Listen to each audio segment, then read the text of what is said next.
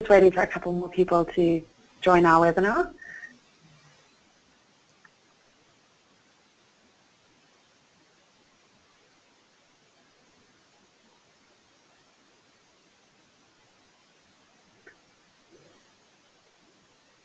Okay, well, since we only have half an hour, I think we'll get started. So welcome everyone who is on our webinar today. It's our second masterclass that Future Knowledge is hosting, so making the most of video. And some of you may know my name is Claudia Wentworth, and I'm a consultant here at Future Knowledge. And also on the line we have Daniel Basile. Say hi, Dan. Hi everyone, good morning. And Dan's just going to be moderating for us today and keeping us on time and launching our polls as well. So as I said, we only have a half an hour today, so we're going to aim to try and keep some time open for questions at the end. And if we don't get through all of those questions, we'll send a summary after the meeting. So please add any of your questions that you have to our chat window, and Dan's going to keep an eye on those, and we can ask questions throughout. Otherwise, if you've got some to save them for the end, then ask them then. So also after this meeting, we're going to send out a link to the webinar, and also for those who weren't able to attend today, and a survey via SurveyMonkey. So we really appreciate the feedback that we've had from our first webinar, and suggestions for future topics as well. So it's really valuable for us. So if you can take a few minutes to fill that out, it would be really great. So we are recording, I believe. So, yep, as I said, welcome to our webinar. And as we said, 1-minute videos are worth 1.8 million words. Is everybody making the most out of the power of videos? So I think we can, 4 minutes past, I think we can get started then. Yep, let's go. Okay. So what we're going to be looking at and talking about today is why do we think video works, looking at the different types of videos, looking at how we can keep people interested, and then lastly wrapping it up, and then we'll be taking some questions. Okay, so first up, in terms of why video works, we're going to take a look at an infographic, or three. So at FK we do love an infographic, so we thought we'd take a look at some really awesome facts about video, looking at the history of video, then looking at how it's transformed where we are today, and looking at video in the corporate space. So you may not have known, and I didn't know this either, but in 1878 there was the first movie projector that was created. In 1902 there was a special effects and storytelling Trip to the Moon released in 1902, and in 1927 the first ever talking or talkie film was released, and that had some synchronized dialogue. So video started a very long time ago. Okay, so then we'll take a look at some more facts on our next slide. So video recorders were really expensive. You could buy one in 1956 for $50,000, and they were allowed television programs to be recorded, rewinded, and rewatched. And just a little fun fact for you, in 1991, according to the Infographic Kings at Pure Learning, the best ever sequel involved a future Florida governor, as you know, was released, and that was Terminator 2.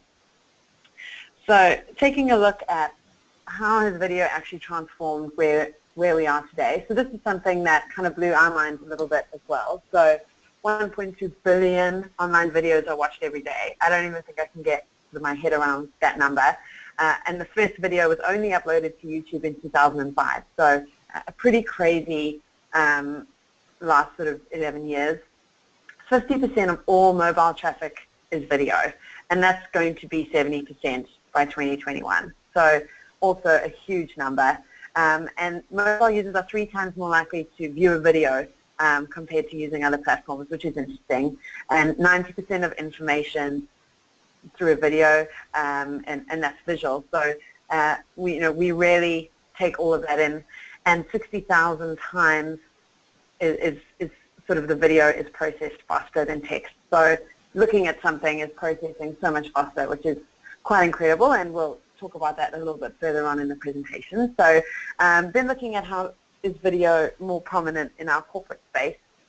is our last bit of our infographic. So again, some really interesting facts for business here. So in 2016, large companies will stream more than 16 hours of video per worker each month, so around 45 minutes a day, which is quite a long time. And in terms of interaction, 90% of viewers are engaging for longer compared to just 50%. So 75% of employees are more likely to watch a video than read a document, which is really powerful. And when it comes to your Cornerstone portal, that's really something you can take advantage of. 33% of viewers bail out in the first 12 seconds. So if your videos aren't capturing someone's attention, they're going to bail out. So they're only a click away from doing that. But really interestingly is that only 2 to 3% of all the e-learning in an environment is video. So with all this power and how prominent it's becoming, it's only really accounting for such a small percentage in our kind of, in our learning space. So with that, we wanted to do a poll. So we have 2 polls today. So the first one is how many of you are actually using the Cornerstone app on your phone? So Dan's going to launch that poll for us. Okay. So that's just been launched now. Okay, great. So the answer is obviously yes, you do have the app, no you don't, or they have an app. Okay. So, Claudia, do you want to provide us with some thinking music? Some singing? Yes, we should have put some thinking music in.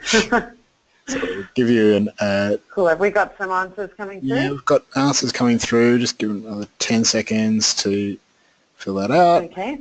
5, 4, 3, 2, 1. Great. Okay. Do you want to have a guess? So in terms of results, what are we looking at, Dan? Do people use the app? Do they have the app on the phone? No, I don't, 100%. So that's quite interesting. Oh, wow. Given what we're going to go through. That's very interesting. I'm glad that you all, I'm glad that everyone knew that there was an app. But yeah, really interesting. And that we'll talk a bit more about that further in our webinar today. Okay, what we're going to do next is, as we said, we're going to take you through the different types of video. And we actually have a video to explain this. So the video may not stream perfectly because we are using a GoToWebinar, but obviously you'll have this sent to you at the end of today. So if we can launch that video, and I'll kind of talk you through what we see as the many different types of video today. Let's launch away. Okay, so first up, we have promotional videos. So we think that these are really great for letting users know about upcoming learning, new processes, and in this video we're actually promoting Cornerstone Performance module and what that's going to help with in the business. So it's going to help with our KPIs, help with performance and succession as well. So mine's just a little bit slow. And then after our promotional videos, we're going to talk a little bit more about our CEO video. So a CEO message is typically something that you see in a note, but this is really bringing that to life. And you can see we've got some graphics on screen, so that really helps to kind of keep your users interested and relate to what the person is saying. So systems training, maybe not something you've done using video before, but why not? Concepts can be easily explained, and you could potentially do away with face-to-face sessions. Next up, we have some process training. So you can use real-life videos to easily explain an on-the-job skill. So using visuals and short subtitles. So you can see here that we're how to create and how to do the fries at McDonald's. So I'm pretty sure we could all do that now. Project comms. So how are people going to be trained in a new system? How do they log in? What is on offer for somebody in this new project? So a video can help explain that as well. So our next area is client communication. So we're here using on-screen images again to help the presenters' points whilst not really detracting from what they're saying. So really similar to our CEO message.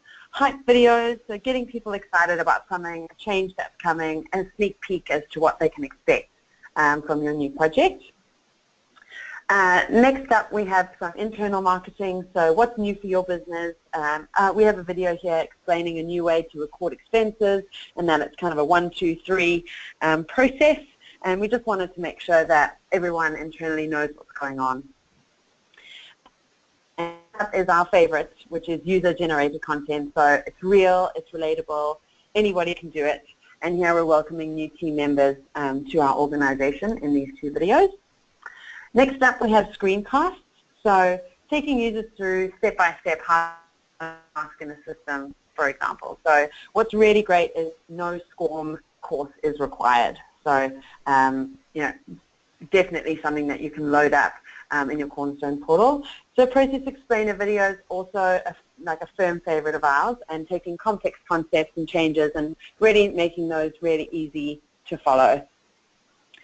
And next up, we have some comms videos. So again, just engaging your audience, letting them know what's coming, maybe what's already here.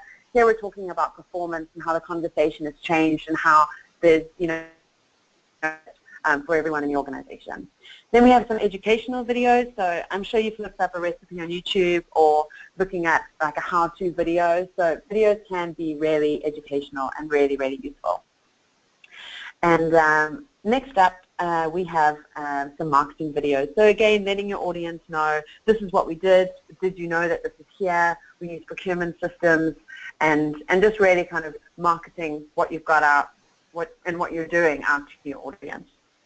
So quite a few different areas where we've used video here. Thanks, Dan.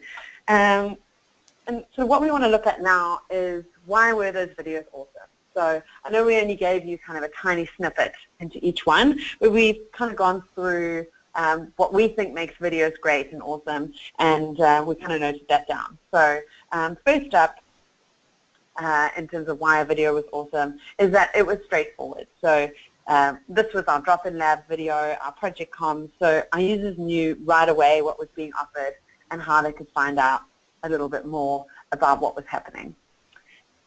Next up, the colors were really eye-catching.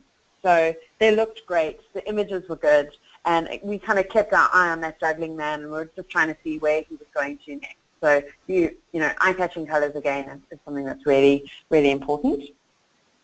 So next, in our process training and our video about how to do the fries, you know, that in this video we used our subtitles and we used text to really illustrate our point, and that really related to our images or a real-life demo that we're showing in our video.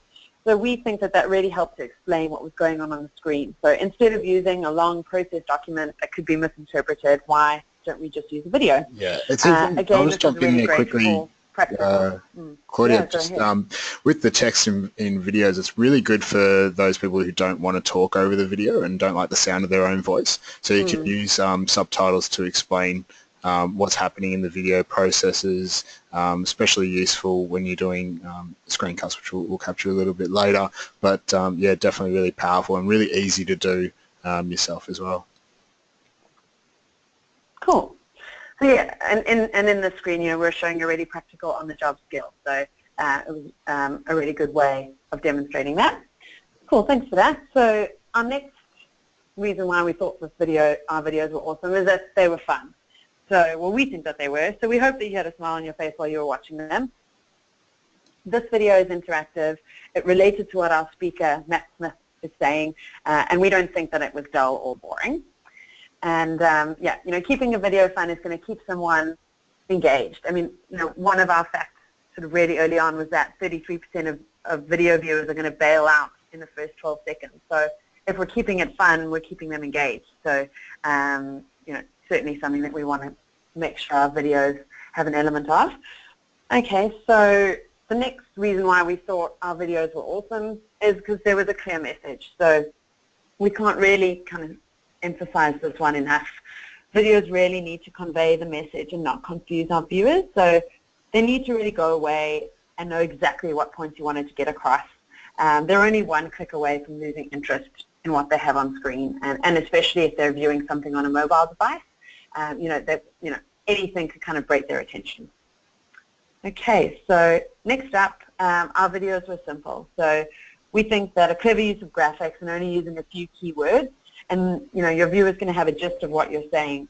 And we only saw sort of 15 seconds or so of each video, but we thought keeping it simple was a good way of creating a video. So next up, we think that audio is really important. So I know that you couldn't actually hear our CEO talking, but you'll have to believe us that he really was loud and clear. And if you're going to be filming a CEO or loading up some user-generated content, you want to make sure that the viewer can hear what they're saying. And another tip in terms of user-generated content, if you film in landscape, that is, I'm told, a much better way to for people to actually view your video. So user-generated content, try to keep it in a landscape view. And lastly, our last point is that we felt that the entire experience was engaging. So it kept you watching and you really wanted to see the full video. Again, it shouldn't be too lengthy, and I'm sure there are cases where they need to be a little bit longer than the 2-3 minutes. But if you're going to have some kind of promotional marketing video like project comms or the video types that we showed you, we really want to be keeping those short, and in keeping that a minute long video is worth 1.8 million words. Yeah. So we do have another poll. Yeah. I think just before we go to that poll, another handy tip is, if you're doing a video with a CEO talking or someone talking in the business that can be quite bland, try thinking about what's in the background. Maybe just simply having them in front of a window with the city in the background, or like what we see on the screen right now with the nice bay view in the background. It does add another element to your video and does keep those viewers interested, even if they just want to watch the people walk by behind them. So using the sunrise sort of approach. Yeah, that's a really good tip. So we did have a second poll, and because we've had some people join since we did our first poll. So just to kind of recap, our first poll for those who only just joined is how many people are actually using the Cornerstone app, and we didn't have anyone who's using it. So our next poll is how many of you have actually uploaded a video using the Cornerstone app. So if we've got some people who've just joined and they are using the app, let us know if you actually have uploaded a video. Otherwise, I think most of our answers are going to be no.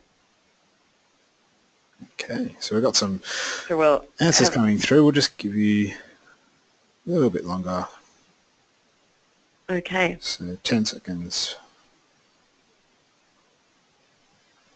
I think we've got most people have answered. So I'll just close that off. Okay. We'll discuss that. So we've got 80% that haven't and 20% that have uploaded a video. So yeah, pretty strong. So I guess in keeping with our first poll, it would have been strange if we'd have everyone say yes. Okay, so what we kind of wanted to look at next is, because we've seen some really cool facts about videos, we've had a look at all the different types that you can use, and hopefully we have an idea now about sort of what makes videos awesome.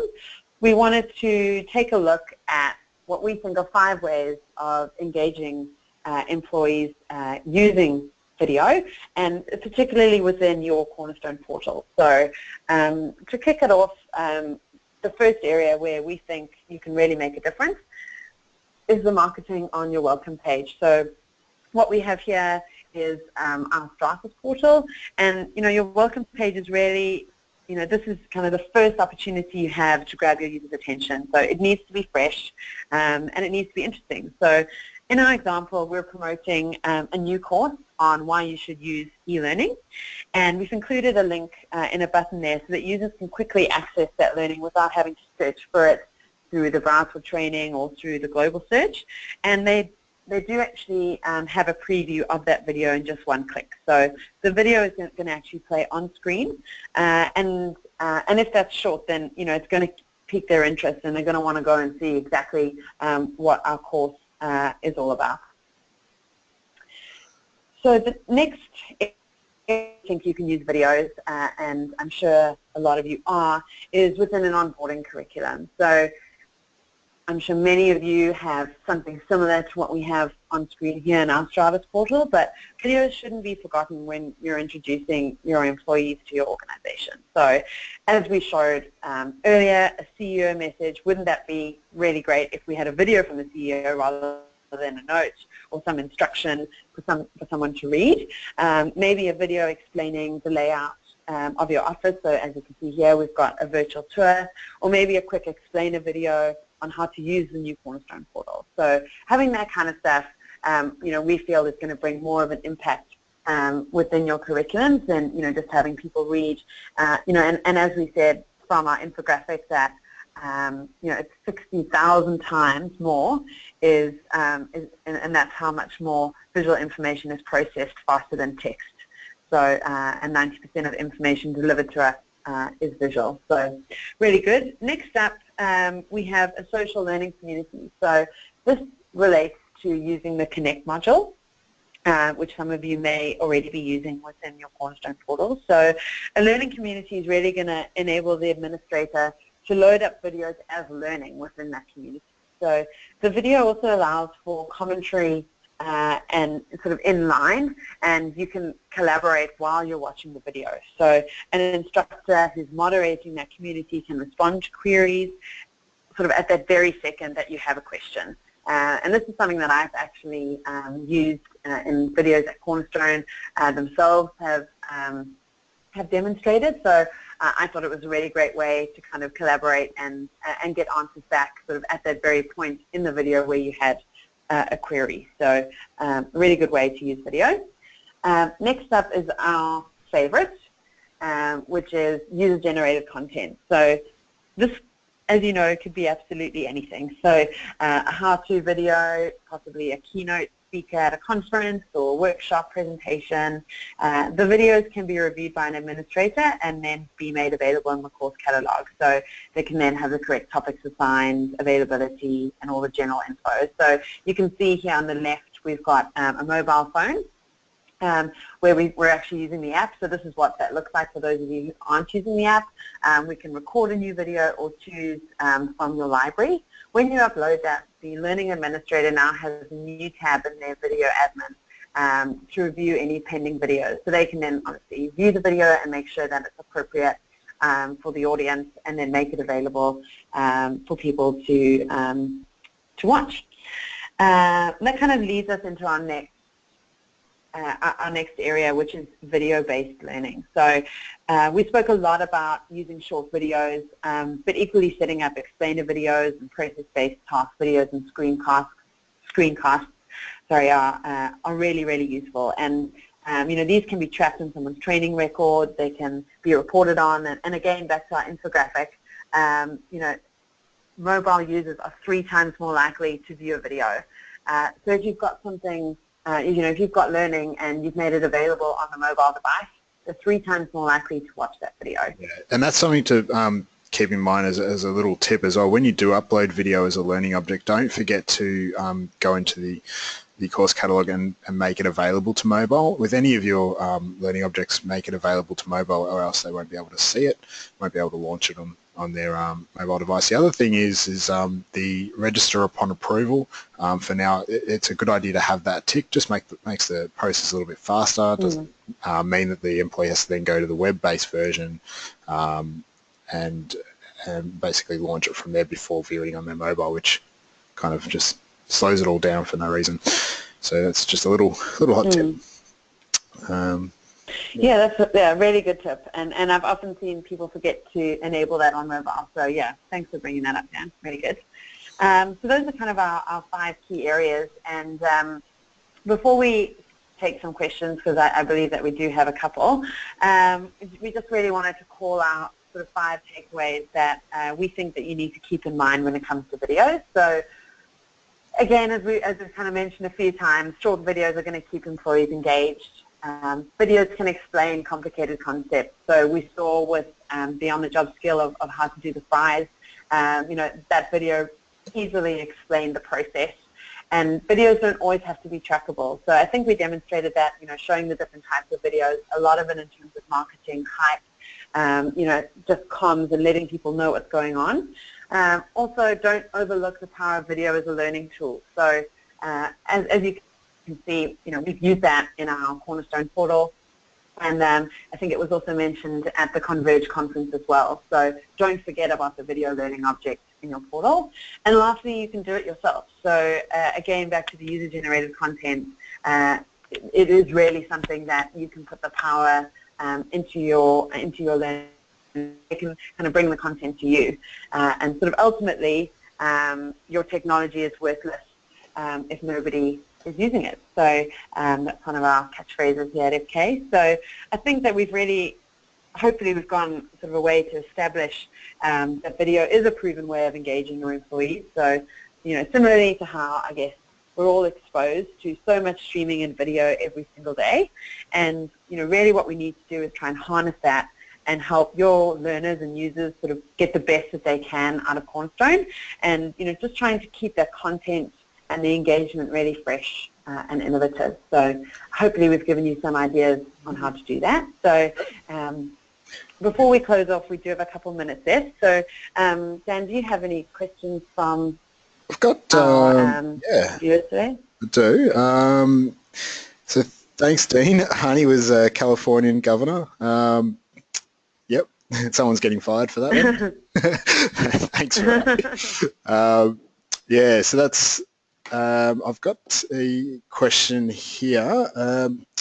Most of the videos in the presentation looked very professional. Is there any way of creating engaging videos ourselves without the use of... Okay, so yes, really good question, and I know that not everybody has access to a great crew like we do at Pure Learning. So yes, there are, and there's probably tons out there that I don't know about. So there are a few that I do. So there is one called PowerToons. That's POWTOONS. So you can use them for animation. So that's really cool to create sort of drag and drop animations. Another one is called Splice. So that one's more around, I guess you would use it for maybe user-generated content when you want to join up multiple videos and sort of make that look really cool.